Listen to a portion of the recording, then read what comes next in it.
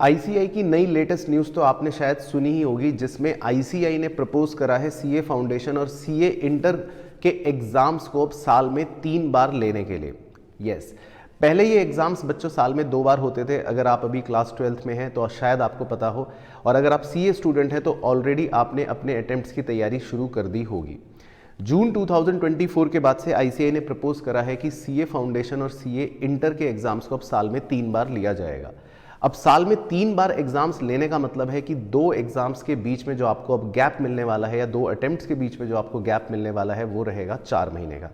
तो जो टेंटेटिव हमारे मंथ्स हो सकते हैं जिनमें आपके एग्जाम्स अब आईसीएआई लेगा, एक एग्जाम होगा आपका जनवरी या फरवरी के महीने में, उसके बाद 4 महीने का ब्रेक, अगला अटेम्प्ट आपका मई या जून में होगा, उसके बाद देन अगेन 4 महीने का ब्रेक, उसका नेक्स्ट अटेम्प्ट आपका सितंबर और अक्टूबर के आसपास होगा, और ये साइकिल इस तरह से चलती रहेगी। तो जनवरी फरवरी एक अटेम्प्ट, देन उसके बाद मई या जून दूसरा अटेम्प्ट, देन उसके बाद सितंबर या अक्टूबर के इन्हीं महीनों में से तीसरा अटेम्प्ट। इस तरह से साल में 3 अटेम्प्ट्स आपके रहने वाले।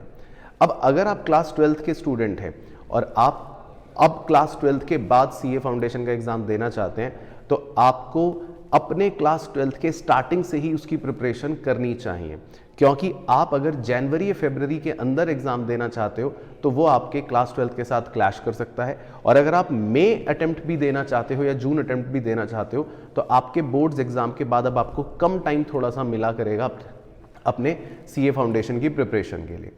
सिमिलरली अगर आप क्लास 12th पास कर चुके हो और आप सीए फाउंडेशन की तैयारी ऑलरेडी कर रहे हो, तो जून 2024 अटेम्प्ट तक तो आप पर कोई फर्क नहीं पड़ने वाला। जून 24 का attempt as it is on time होगा।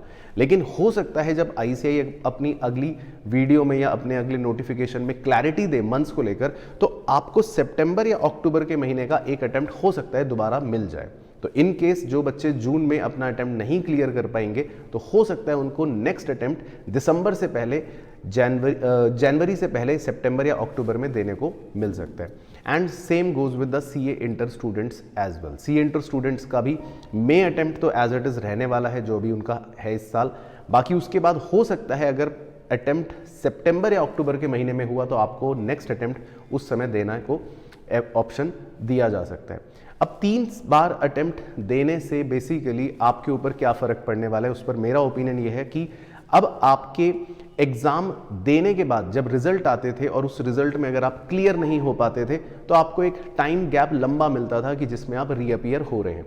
लेकिन अब आपके पास ये ऑप्शन रहेगा, थोड़ी सी आपकी कह सकते हैं फ्लेक्सिबिलिटी बढ़ जाएगी कि आप 2 महीने बाद ही रिजल्ट आने के बाद दोबारा से अपना अटेम्प्ट दे सकते हो। अब इससे आपको अपनी प्लानिंग पर भी बहुत ज़्यादा चेंजेस करने की आवश्यकता पड़ सकती है। अगर आप नए रजिस्टर्ड यूज़र हो, यानी कि आपने अभी पहली बार ही अटेम्प्ट देना है, तो आपकी पढ़ाई एज यूजुअल सीए इंटर की अगर हो तो 9 महीने चलेगी, और सीए फाउंडेशन के अगर आप नए रजिस्टर्ड स्टूडेंट हो तो 5 महीने ही एज यूजुअल चलेगी। लेकिन उसके बाद अगर आपको रीअपियर करना पड़ रहा है तो रीअपियर करने के लिए अब आपको कम टाइम मिलेगा अगर आप वो अटेम्प्ट देना चाहते हो।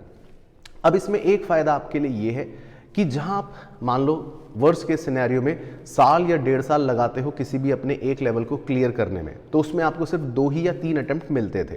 तो अब अगर आपको साल या 1.5 साल लगाना भी पड़ रहा है किसी एक लेवल को क्लियर करने में, तो उसमें आपको 4 या 5 अटेम्प्ट्स मिल जाएंगे। तो आपके चांसेस थोड़े से और बेटर हो जाएंगे या बेहतर हो जाएंगे उस लेवल को जल्दी क्लियर करने में। और जितने अटेम्प्ट्स अगर आपको लगते भी हैं तो उससे कुछ ना कुछ आपका पॉलिश या बेटरमेंट होता ही है।